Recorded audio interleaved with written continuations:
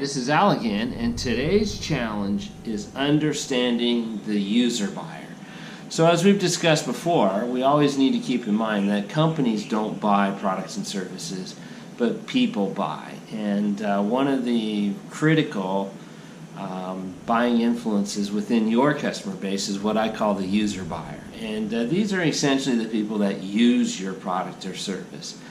So as you can imagine, within your customer base, there could be many user buyers. And the more that you can get to know these folks and understand their concerns, issues, problems, you'll do a much better job of ensuring that your solution is the right fit for the customer. So some of the key things that you need to keep in mind.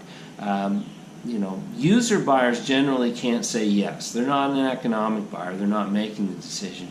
But in many cases, they can say no. And they can say no in a variety of ways, either directly or indirectly, by pointing out maybe potential problems with your solution. So once again, they have tremendous amount of influence. They use the product. So this could be a designer, if you have a product that's being designed into a solution. So it could be an engineer. It could be somebody on the assembly line. If your product is difficult to assemble, that's going to get back, that's going to be talked about within the organization.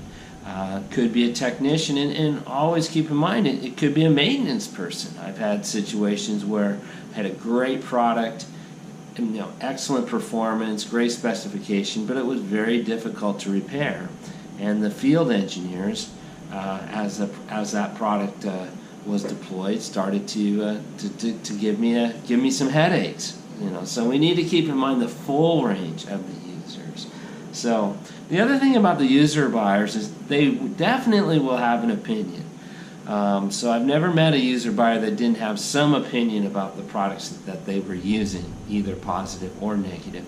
But in some cases it can be difficult to get that information out. You need to know how to ask the questions. And in some cases, it may be critical to look at who's asking the question. So one of the things that I've always done throughout my career, in some cases, I will befriend the technicians or the installation people that work for my company, and I will use them as a gateway to the user buyer. And what I found in many cases, if I, as a sales director or a business manager, talk to a user buyer, in some cases, they may or may not be honest and straight with me. But if I maybe course that conversation through my installation team, the frankness between technical people can be, in some cases, quite alarming. In that, there's a lot of honesty about how the product is actually performing, maybe some of the issues that the users are having with the product. So you might need to figure out how you get to these people, and then how you ask them for that feedback. And keep in mind, this is great feedback not just for the product you've sold, but for future product developments.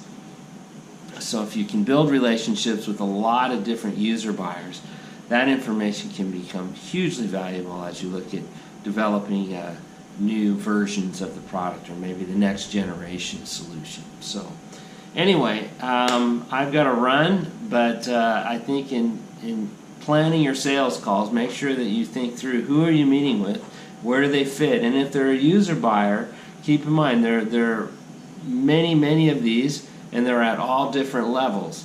And I would suggest that if you can get input and you can take the time to listen to that, it will go a long ways to ensuring that you're delivering on your promises. So anyway, until next time, take care and good luck with your sales. Cheers.